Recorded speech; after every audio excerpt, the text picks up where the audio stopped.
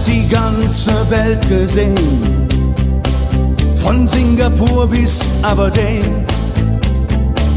Wenn du mich fragst, wo's am schönsten war, sage ich Sansibar. War ne harte Überfahrt, 10 Wochen nur das Deck geschrubbt, hab die Welt verflucht, in den Wind gespuckt und salziges Wasser geschluckt.